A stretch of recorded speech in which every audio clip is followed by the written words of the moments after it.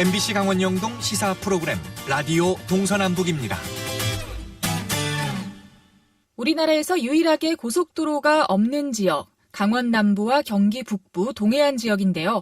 언제쯤 이곳에 고속도로가 뚫릴까요? 경기도 평택에서 삼척까지 이어지는 동서고속도로는 오래전부터 계획이 세워졌던 도로고 평택에서 제천까지는 이미 완공도 됐습니다.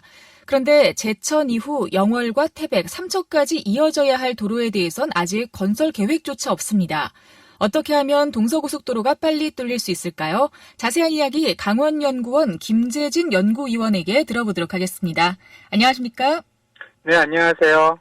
네, 아직 고속도로가 없는 우리나라 유일한 지역이라는 이 타이틀이 좀 슬픈 것 같아요.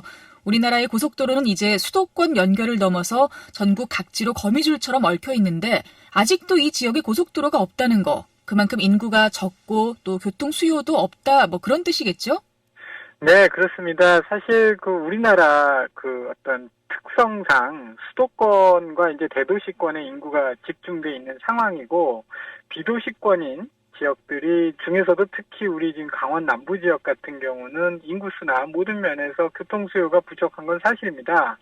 그러나 이 고속도로의 경우에는 평택, 서쪽의 평택항과 동해안의 동해항과 삼척항을 연결하는 물류의 기능 측면에서 봤을 때 굉장히 중요한 의미를 갖고 있고 향후 북방 경제가 활성화된다는 측면을 놓고 봤을 때 이 도로가 건설돼야지만이 국가 무역 경쟁력 강화를 우리가 지속적으로 누릴 수 있다는 측면에서 이 고속도로가 갖고 있는 의미가 굉장히 크다고 말씀드릴 수 있겠습니다.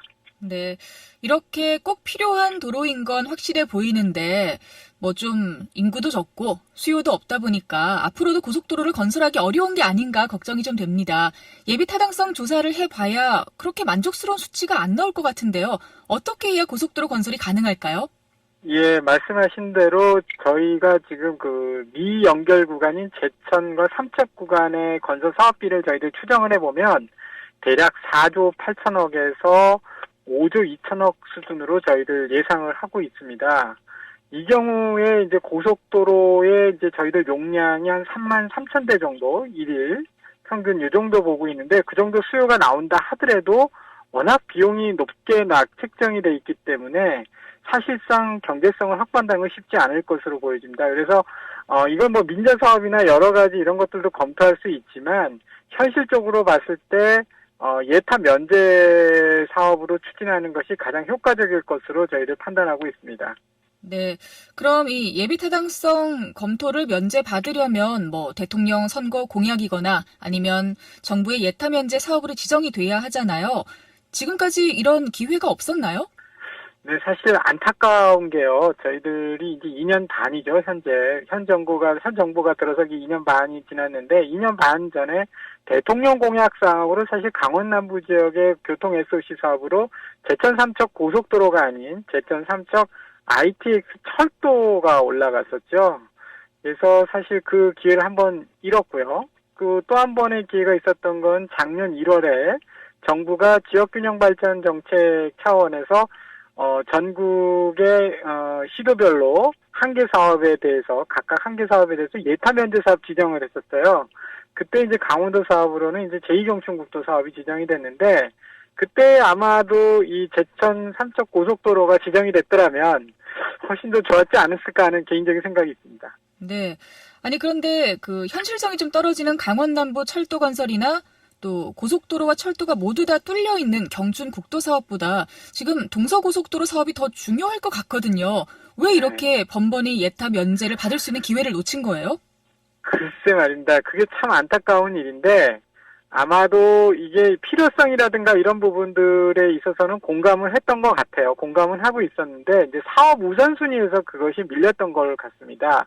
일단 정부 입장에서 봤을 때는 앞서 말씀드린 4조 8천억에서 5조 2천억 사이 들어가는 이 사업을 당장 예타 면제를 해서 국가재정사업으로 간다는 게 상당히 그러니까 좀 불리한 내용이었을 것이고 지역의 입장에서 봤을 때는 당시에 이 사업에 대한 어떤 지역 주민들의 어떤 응집력이 좀 약간 부족하지 않았나. 그래서 그런 부분들이 정치권이나 이런 부분에 좀 잘 도달하지 못해서 예타 대상 사업으로 지정을 못 받았던 어떤 이유가 아니었나 이런 전망을 하고 있습니다. 네, 뭐 이제라도 예타 면제 사업으로 좀 지정을 받으려면 우리 지역 주민들의 염원을 확실하게 보여줘야 할 것 같습니다. 구체적인 방안이 있을까요? 네, 일단은 내년 4월에 이제 국회의원 선거가 있지 않습니까? 그래서 이 선거를 대비하는 게 가장 중요한 것 같고요. 그래서 어느 지역 정당의 후보가 누가 나오든 간에 이 사업은 반드시 국회의원 공약 사업으로 반드시 들어가야 될 사업으로 이렇게 지정을 받아야 되는 것 같고요. 그 다음에 기존에 우리 강원도가 춘천 속초 철도를 하면서도 이 사례를 했었는데, 이 노선이 통과하는 지역의 시군들이 지금 협의회를 만들었어요. 그 협의회가 좀 더 활성화되고, 그 협의회에서, 지역 주민들의 의견을 이렇게 응집력을 강화시키는 어떤 노력을 한다면, 충분히 내년 4월 이후에 예타 면제 사업으로 지정될 수 있는 여건이 갖춰질 수 있는 조건이 마련될 수 있다고 봅니다. 네. 전 구간이 사실 한 번에 다 건설되기는 힘들 것 같습니다. 일단 제천 영월 구간만이라도 좀 건설이 확정됐으면 좋겠는데요.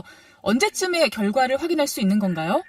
네, 지금 제천 영월 고속도로 같은 경우는 저희들 사업비가 대략 한 1조 한 4천억 정도 선에서 예상을 하고 있는데요. 지금 기획재정부의 예비 타당성 조사를 지금 받고 있는 중입니다. 지금 한 7월부터 시작이 됐는데, 연말쯤 되면 1차 결과가 나올 걸로 예상이 되고 있고요. 만약에 이 부분이 쉽지 않다 그러면 아마 예타를 재조사를 하는 재조사 단계까지 가면서라도 사업 추진을 반드시 하겠다는 강원도의 강한 의견이 있습니다. 그래서 이런 부분에 대해서 앞으로 지역 주민들께서 많은 관심을 좀 가져주셨으면 하는 바람입니다. 네, 아무래도 좀 지역 주민들의 이런 응집된 힘이 뒷받침이 되어야 빠르게 진행이 될 것 같습니다. 우리 방송 듣는 분들께서도 계속해서 관심을 가져주셨으면 좋겠네요. 자, 오늘 동서고속도로와 관련해서 강원연구원 김재진 연구위원과 함께 이야기를 나눠봤습니다. 고맙습니다. 네, 감사합니다.